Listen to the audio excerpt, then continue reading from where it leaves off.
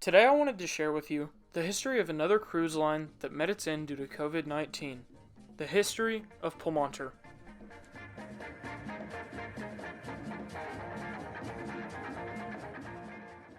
So Pullmantur got their start in the year 2000.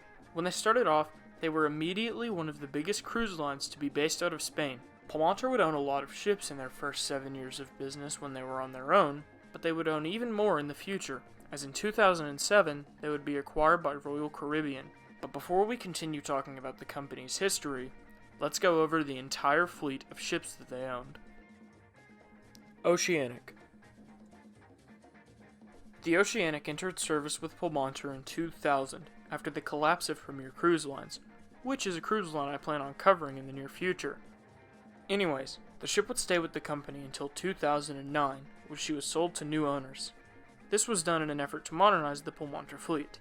The ship was scrapped in 2012. R5. The R5 was launched in 2000. She would sail with Pullmantur from 2002 until 2004, when she was sold to Azamara, where she still sails today. Blue Star/Blue Dream. The Blue Star originally entered the fleet in 2003, only 3 years after she was built. In 2005, she was renamed to the MS Blue Dream for some reason. She left the fleet in 2007 and still sails today as the Azamara Journey.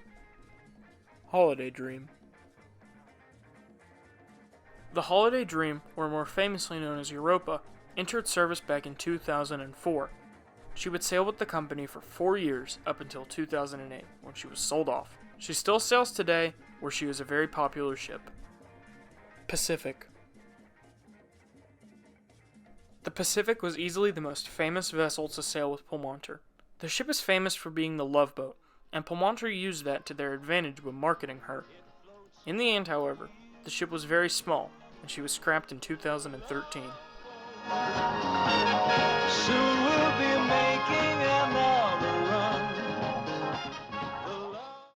Atlantic Star. The Atlantic Star was already a very popular ship when she entered service with Pullmantur in 2006. She would only sail 4 years with the company, however, as she was laid up in 2010 before being sold to the scrapyards in 2013. Blue Moon. The Blue Moon was only in service with Pullmantur for about a year. Like many of the other ships we've covered so far, she still sails today with Azamara. Zenith. Zenith was originally built for celebrity cruise lines. She and her sister ship Horizon would both sail with Pullmantur up until 2020. Currently, rumor has it that Zenith is supposed to sail with Peace Boat. Oceanic 2. The Oceanic 2 served less than a year with Pullmantur, as she was bought and sold in 2007. She would pass through a few different owners before she was ultimately scrapped in 2015.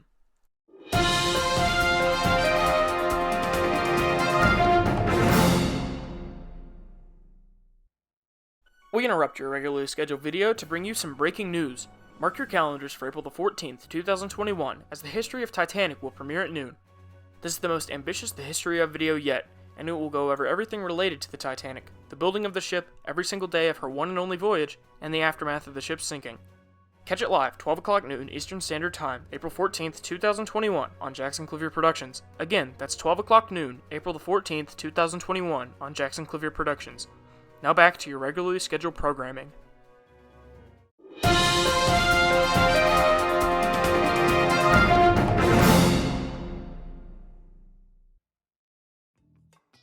Empress. The Nordic Empress was the first ship ever transferred to Pullmantur after their acquisition by Royal Caribbean. She would sail with the company under the name Empress until 2016, when the ship was needed for short cruises to Cuba. She had her name changed to Empress of the Seas, and she was transferred back to Royal Caribbean. As of today, she has been sold to a company in India, who plans to start up a cruise line with her. Ocean Dream. I've already made an entire video on the Ocean Dream, which I'll link in the description, but in case you can't be bothered to watch that, here's the short version of her history. She was Carnival's first new build, and she would sail with the company until 2001. She passed through a couple owners before she was sold to Pullmantur, where she would remain in 2012.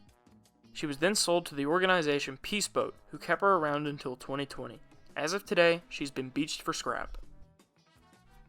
Sovereign.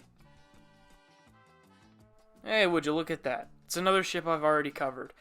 I will also link this video in the description, but again, if you can't be bothered to watch that, here's the short version of Sovereign's history. She was the biggest purpose-built cruise ship in the world when she was launched for Royal Caribbean.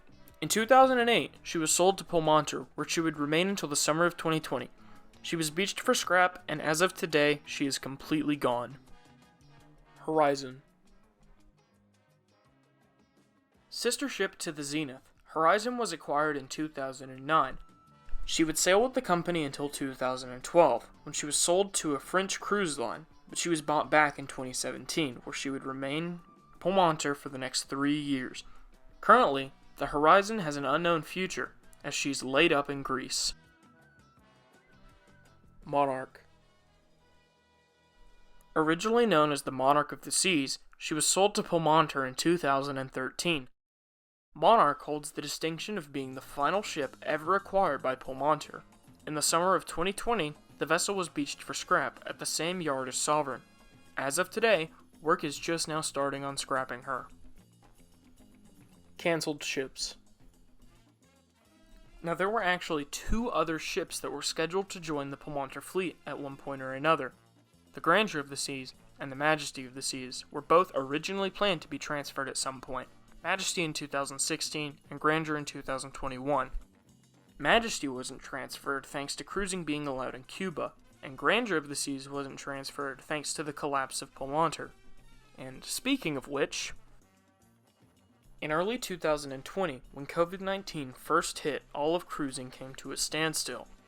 Pullmantur tried to stay afloat, but unfortunately the company would go bankrupt. The company's remaining fleet would be acquired by Royal Caribbean, and most of them were sold for scrap, with the exception of the Zenith. Pullmantur was only in business for about 20 years, but in that time, they left a strong impact on the Spanish cruising market. Ultimately, however, COVID-19 would mean the death of Spain's only major cruise line. Now, I never got the chance to sail with Pullmantur, nor did I ever get the chance to sail on any of their ships, but I want to know if any of you did. Tell me in the comments down below. Anyways, with that out of the way, thank you guys so much for watching. Comment, like, and subscribe, and I'll see you April the 14th for the history of the Titanic. See you guys then, and peace out. The love boat promises something for everyone. Set a course for adventure, your mind on a new road.